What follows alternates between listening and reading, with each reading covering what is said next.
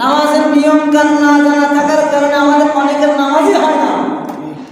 আর ভাই সব তো পাবেন দূরের কথা, নামাজ হলে না সব পাবেন, নামাজ না হলে আবার কিসের সব? তা যার নামাজ হয় না সে আর কিসের সব পাবে?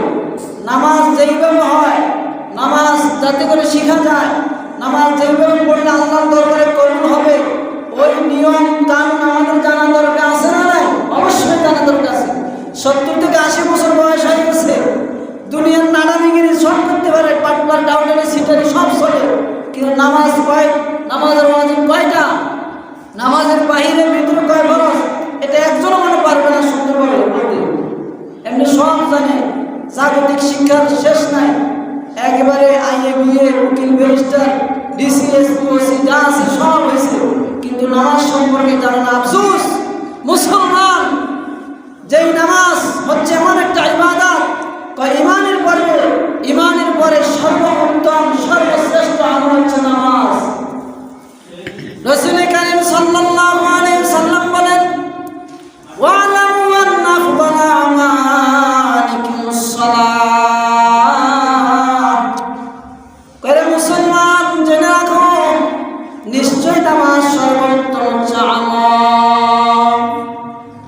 এর মুসলমান যত ইবাদত আছে ইমানের পরে, যত আমল আছে, যত ভালো কাজ আছে, সমস্ত আমল আর সমস্ত ভালো কাজের মধ্যে সর্বোত্তম আমল, সর্বোত্তম বিধান হচ্ছে নামাজ।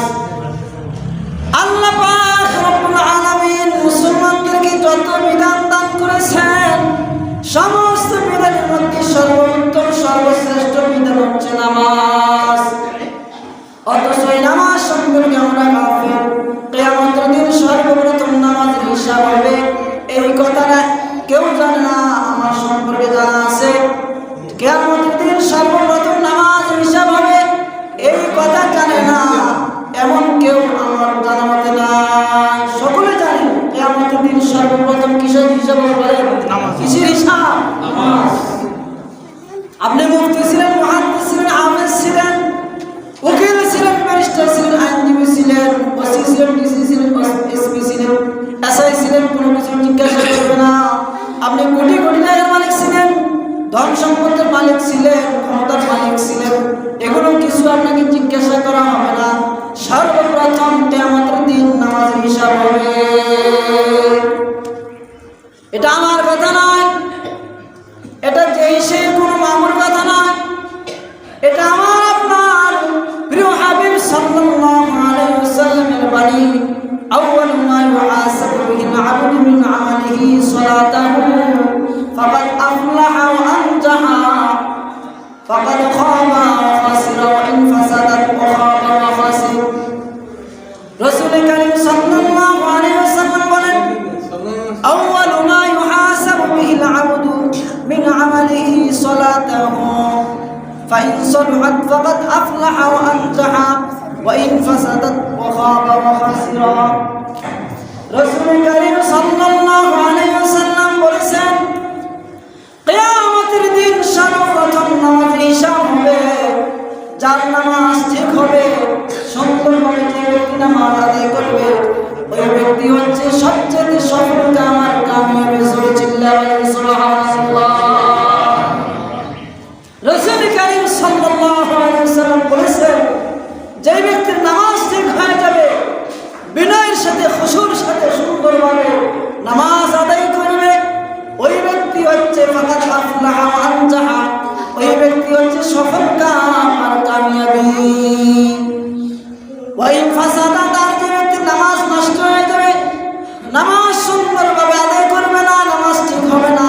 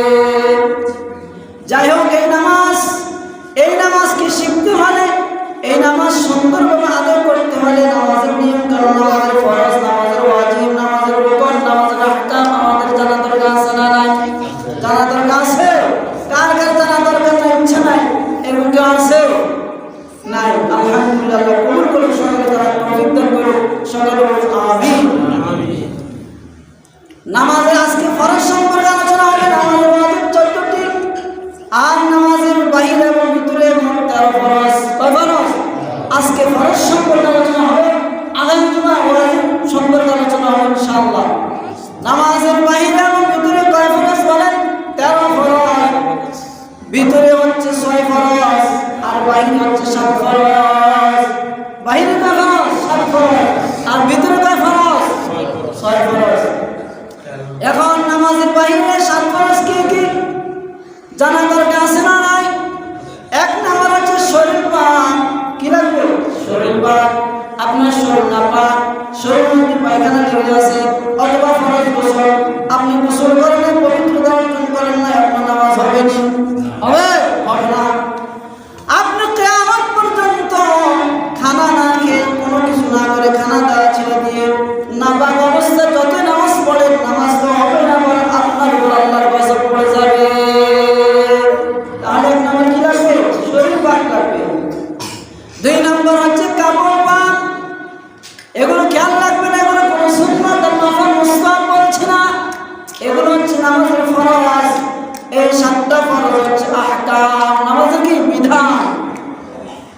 কাপড় পাক, কোনো ব্যক্তির যদি কাপড়ে না পাক লেগে থাকে, পায়খানা অথবা বাচ্চা পেশাব করে দিচ্ছে অথবা কোনো এমন কোনো নাজাসাতে করেছে আপনার কাপড়ে লেগে আছে, এমন অবস্থায় এমন কাপড় নিয়ে যদি আপনি নামাজ পড়েন আপনার নামাজ হবে না।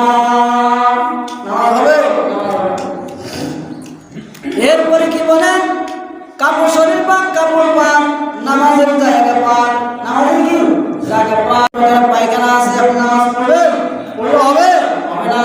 অথবা নামাজের সময় পেশাব করে দিয়েছে, আপনি এমন অবস্থা নামাজ পড়েন, নামাজ হবে? হবে না। যদি আপনি সেজদা দেন না কেন, সেজদা দিতে দিতে কোরবানটাকে আসায় সুজুদ অর্থাৎ সেজদার স্থানের সেজদা দেওয়ার চিহ্ন বানায় ফেলেন, আপনার নামাজ কবুল হবে না। এরে মুসলমান, আল্লাহর গোলাম, নামাজ সুন্দর করার জন্য নামাজের বাইরের ভিতরে নামাজের যে 13টা ফরজ, 13টা ফরজ আমাদের সুন্দরভাবে জানা লাগবে। শরীর পাক, কাপড় পাক, নামাজের জায়গা পাক, 17 টাকা। 17 টাকা তো হবে না? 17 টাকা দরকার আছে না নাই? আপনার 17 পুরুষের 17 কোথা থেকে কোথায় পর্যন্ত বলতে পারেননি?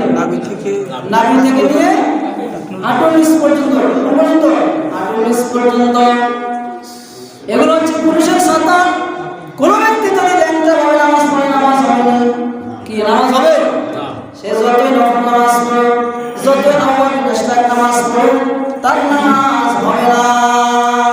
তাহলে 17 ডাকবো বলেন? 17 ডাকবো না আমরা? 17 অবশ্যই টাকা লাগবে। 17 কি লাগবে? টাকা লাগবে। এরপরে কি হওয়া? কেবলামুখী হওয়া। কি করা? কেবলামুখী হওয়া। আপনার নামাজ কেবলামুখী না পড়ে যদি আপনি উত্তর দিকে নামাজ ফিরে পড়েন, নামাজ আদায় করেন, আপনার নামাজ হবে না? বলেন, নামাজ হবে? হবে না। অথবা দক্ষিণ দিকে আপনি যদি কি করেন, নামাজের প্রয়োগ করেন, নামাজের নিয়ত করেন, নামাজ হবে? হবে না। এরপরে নামাজের নিয়ত করা লাগবে। নামাজের নিয়ত করা লাগবে কি লাগবে না? বলে লাগবে, কারণ নামাজের নিয়ত না করলে নামাজ হবে না। তবে এখানে বোঝার বিষয়, নামাজের বিষয়, নামাজের নিয়ত করতে হলে মনের যে নিয়ত, আপনি কোন নামাজ পড়বেন, ঘর থেকে যে উদ্দেশ্যে মসজিদে আসতেছেন, ওটাই হচ্ছে আপনার আসল নিয়ত। বলেন, আপনি ঘর থেকে যে বের হয়েছেন যে উদ্দেশ্যে, নামাজের উদ্দেশ্যে তো বের হয়েছেন নাকি? নাকি আপনি এখানে ঝগড়া ফাসাদ মারামারির জন্য আসছেন? এখানে আসছেন কিসের জন্য? জুমার নামাজের জন্য। এটাই আপনার নিয়ত হয়ে গেছে। তবে যদি আপনি নামাজের আগে নিয়ত করেন, নামাজে নিয়ত করেন আরো সুন্দর, তবে বাড়াবাড়ি করবেন না। অনেকে মনে করে যে হুজুর, অনেকে দেখবেন আমাদের সমাজে আছে, নামাজে নিয়ত করতে করতে ফরজ ছুটে যায়, তাকবীরুল্লাহ ছুটে যায়, তাকবীরুল্লাহ কি ছুটে যায়। এই ধরনের মানুষ অনেক আছে, নিয়তটা তো লম্বা করে, যার কারণে তার কি হয়ে যায়, নামাজে আরে তাকবীরুল্লাহ ছুটে যায়। তাহলে শরীর পাক, কাপড় পাক, নামাজে জায়গা পাক, 17 টাকা, কেবলামুখী হওয়া, অক্তমত নামাজ পড়া। বলেন অক্তমত? অক্তমত শব্দ হলো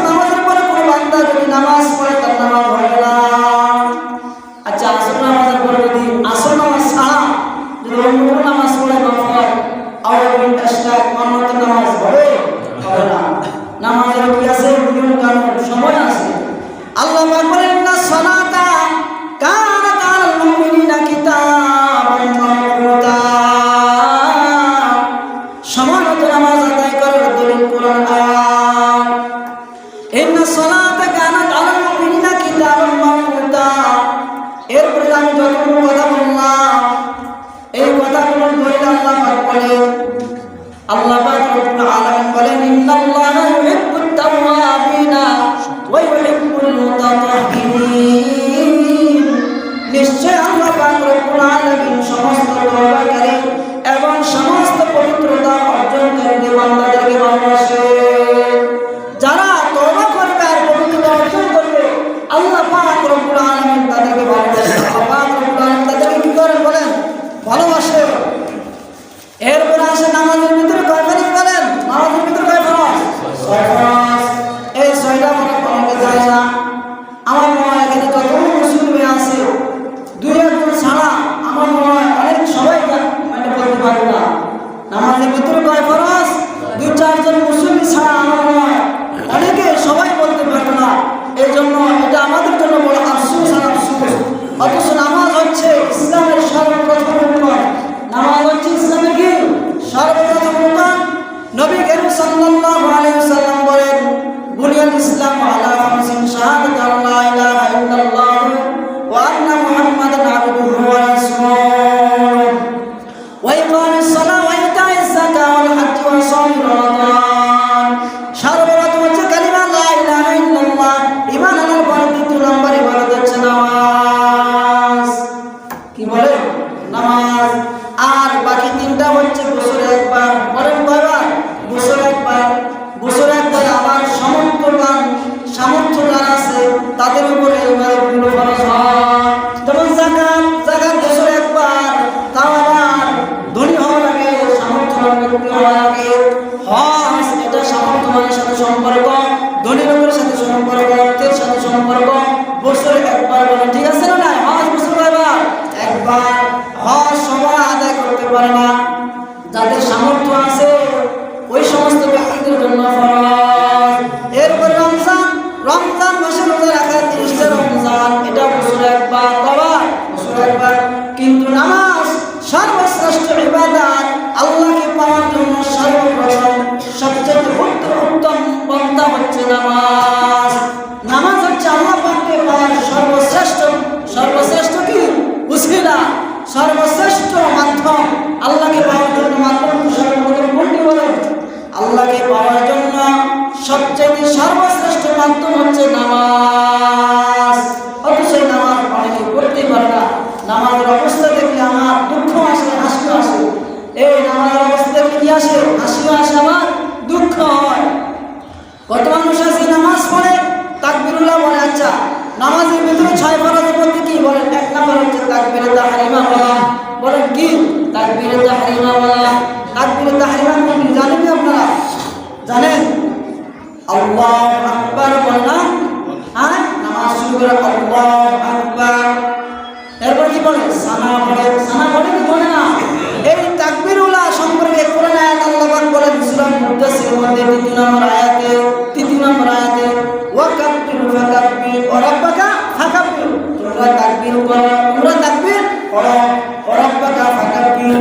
তাহলে তাকবীর তাহরিমা বলার কোরআন আয়াত দ্বারা আমি ধরে নিয়েছি। তাই তাকবীর তাহরিমা অনেকে ভাঙে।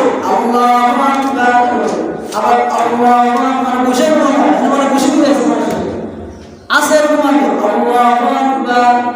এরপরে সেগায় হাত থাকবে, থাকে গেল আল্লাহু আকবার, আল্লাহু আকবার। কেরাটি মানে কেরাটি ভাষা শিখতেছে নামাজের অবস্থা।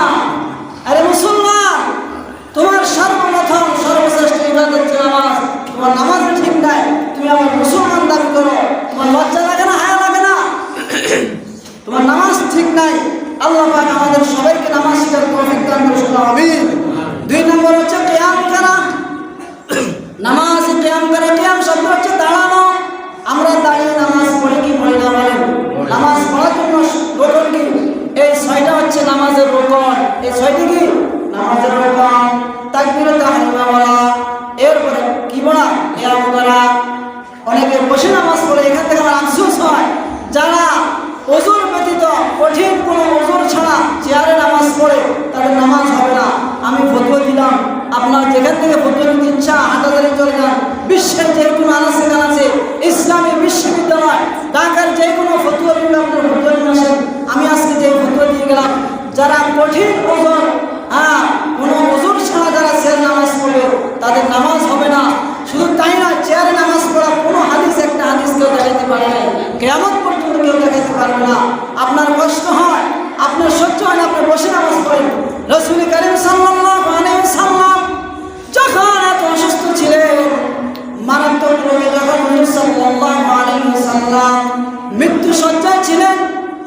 যখন দুই সাহাবীর কাঁধে ভর করে নবী করিম সাল্লাল্লাহু আলাইহি ওয়াসাল্লাম নামাজ পড়তেন, এমন অবস্থায় নবী করিম সাল্লাল্লাহু আলাইহি ওয়াসাল্লাম বসে বসে নামাজ পড়েছেন। সুবহানাল্লাহ। তাহলে এতে বোঝা যায় চেয়ারে বসে নামাজ আদায় করার, চেয়ারের মাধ্যমে নামাজ পড়ার কোনো নিয়ম নাই, কোনো সিস্টেম নাই। এগুলো বললে ইমাম সাহেবের উপর মানুষ কি হয়, রাগান্বিত হয়ে যায়, ইমাম সাহেবের বিরুদ্ধে লেগে যায়। আমি তো বললাম আমার মন গড়া কোনো কথা বলি নাই। আমি যদি আমার মন গড়া, মন থেকে নিজের বানানো কোনো কথা বলি, তাহলে আপনারা এর প্রতিবাদ করে কোনো দুঃখ আসবে না।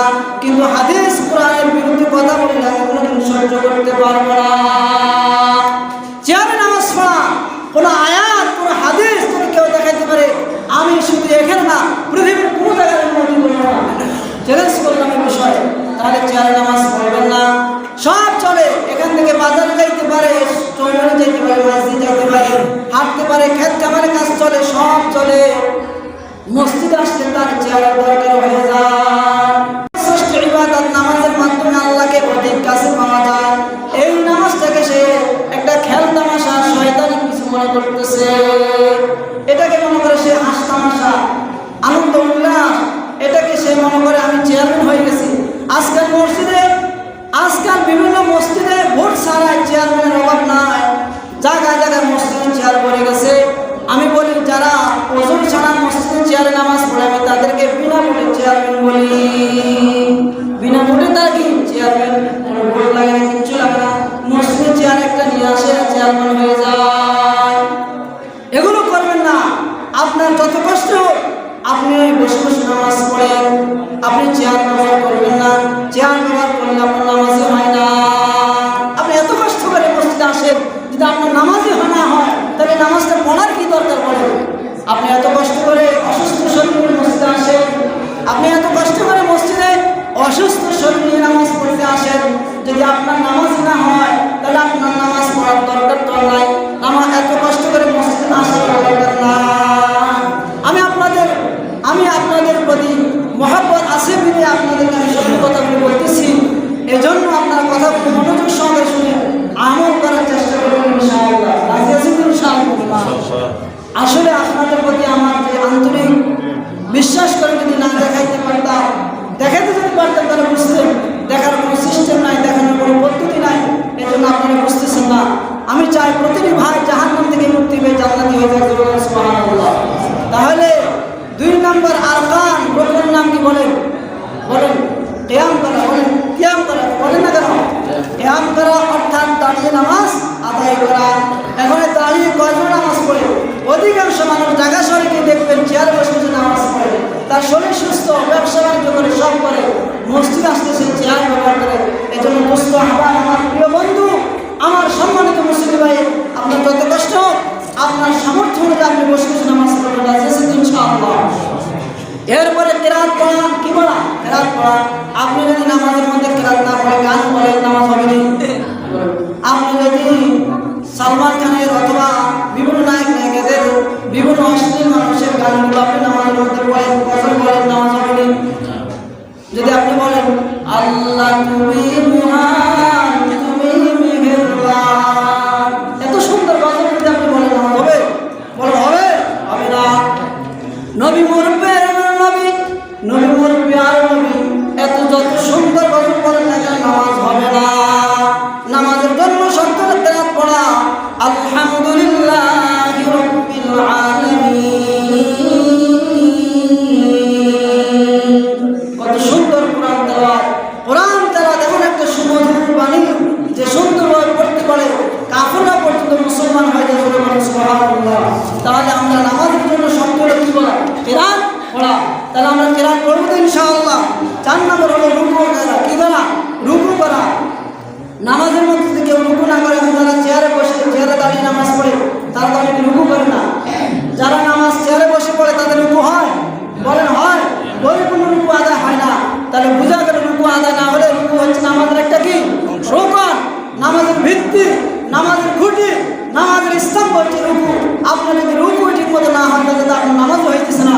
এই জন্য রুকু হওয়ার জন্য শক্ত হইল নামাজ অন্তত বসে হলে করতে হবে। কিন্তু আপনার সামর্থ্য শক্তি আছে, আপনি দাঁড়িয়ে নামাজ পড়বেন, রাজি আছেন ইনশাআল্লাহ। তাহলে আমরা জানতে পারলাম তাকবীরে তাহরিমা বলা, কিয়াম করা, কিরাত পড়া, এরপর কি করা, রুকু করা, এরপরে 2 সিজদা করা। কি 2 সিজদা করা? এখন 2 সিজদা করে এটা কি নামাজে রুকু? নামাজে কি রুকু? সিজদার মধ্যে গেলে কি পড়তে হয় বলেন তো? সিজদার মধ্যে গেলে কি পড়তে হয়? সুবহান রাব্বিয়াল আ'লা, সুবহান রাব্বিয়াল আ'লা, সুবহান রাব্বিয়াল আ'লা। আচ্ছা ভাই, আপনার বলেন, আমি আজকে যে কথাগুলো বলতেছি এগুলো আপনাদের জন্য অল্প জরুরি না বেশি জরুরি বলেন? আপনারা সবাই বলেন